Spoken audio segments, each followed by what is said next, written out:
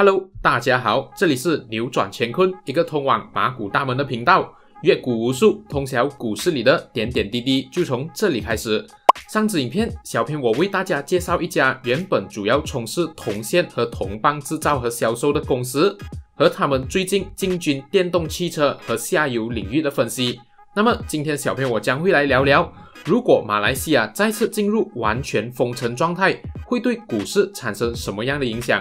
而如果真的进入完全封城，到底有哪一些领域是投资者们可以注意的？那么开始前，喜欢我们影片的朋友，记得订阅、点赞，并把这支影片分享出去哦。那么影片开始前，小编想提醒大家，出门记得戴口罩、勤洗手，为抵抗疫情尽一份力。因为马来西亚的确诊人数又再次刷上新高了，而股市也红海一片。从上一次首相丁丁哥说不会再实施 MCO， 直到现在疫情每日确诊人数突破6000大关，重新实施全国 MCO 3.0， 只用了短短几个星期不到。所以说，面对疫情疲劳的人们，病毒又再次悄悄的卷土重来了。那么最近网上也开始疯传，我国将开始实施更严厉，甚至是像 MCO 1.0 般的封锁令，听起来是不是闻风丧胆？而且现在国家经济真的经得住这样的封锁吗？这个值得我们深思。那么相信有些人，甚至是在手套股住高楼的股民，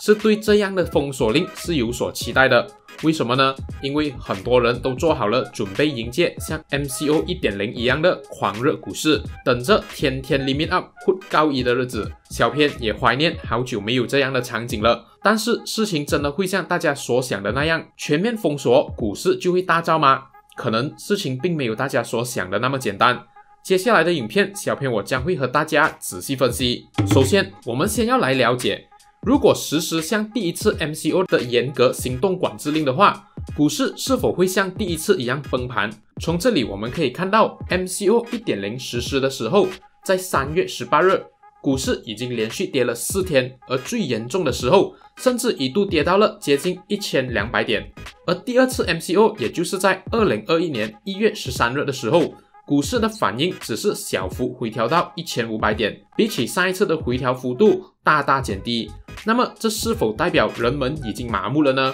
还是说第二次的封锁并不严格，并没有影响经济？这里我们就要先来弄清为什么第一次 MCO 股市会暴跌，然后再来看看这些导致股市暴跌的原因会不会再重新发生。那么我们先来看当时 MCO 1.0 发生时的不理智下跌，那就是羊群效应。当时股市处于恐慌，而且对未来拥有很高的不确定性，所以一旦机构或者股民开始抛售，骨牌效应就开始了，这也就导致了 MCO 1.0 时的暴跌。那么如果我们以理智的角度来看待这一次的下跌的话，那么原因就是许多工厂和商店都被迫关门，或者减少上班的员工，这就大大的减少了公司的生产量，而且由于人手不足，这也导致了进出口方面变得吃紧，这也就让投资者们觉得公司未来会面临收入减少、盈利下跌，但是成本也不能在短时间内削减，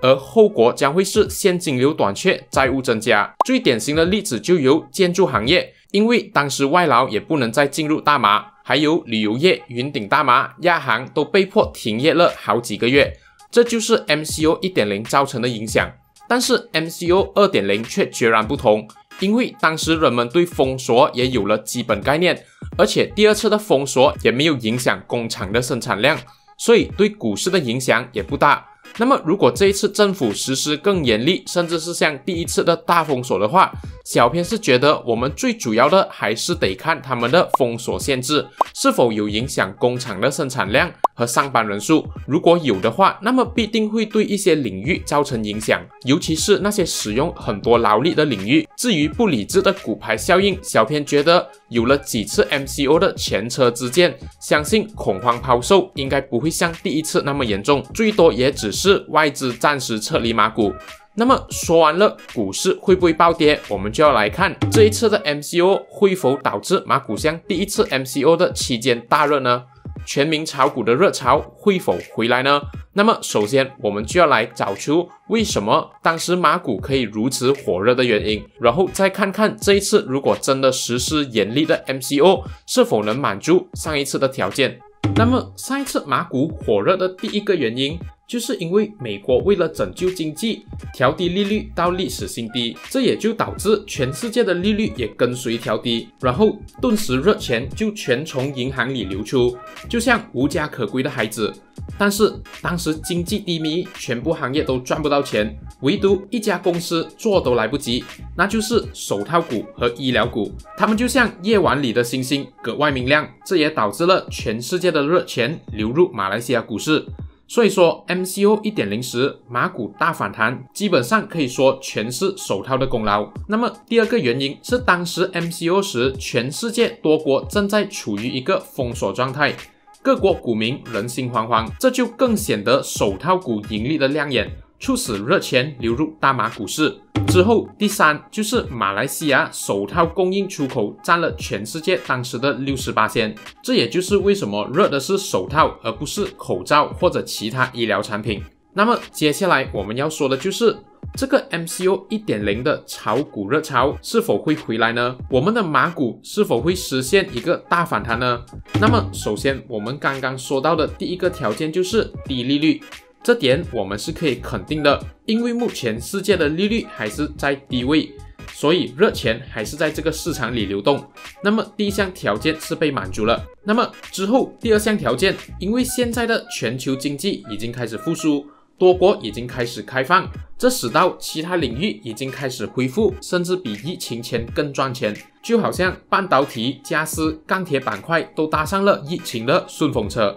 需求量被大大的增加。所以说如今的全球股市已经不再是手套股一枝独秀的地方了。如果把钱比喻成水，那么之前的股市就像全部水都灌入手套股这个杯子里，自然水涨船高。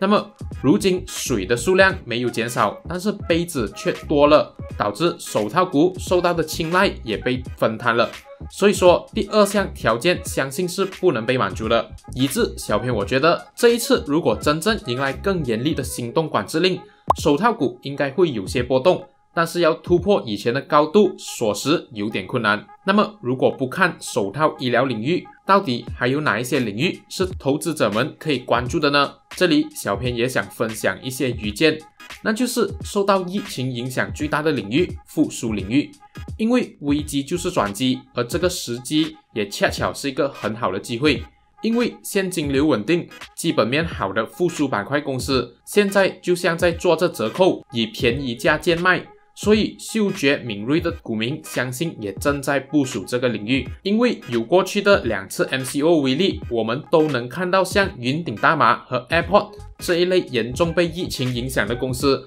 都在解封后强力反弹，但是当然前提是他们的基本面、现金流和负债表必须是健康而且拥有特别优势的公司，例如云顶大马的赌场生意和马来西亚机场的垄断性，因为这些都能给予投资者们再复苏的信心。只要守得云开，就能见月明。那么到底要怎样才能看出一家公司拥有一个好的财务报表呢？这里就允许小编打个小广告。如果在座有新手想要快速上手马股，了解股市市场的各项指标，好让你不会刚进入股市就懵懵懂懂，少走冤枉路的话，欢迎报名扭转乾坤的马股新手教学班哦！您将获得时长大约6小时的教学，而且可以随时随地的观看，并且重复学习哦。有兴趣加入我们新手教学班的朋友，可以到 Telegram 私信小编哦。此外，之前参加过我们新手教学班的朋友们，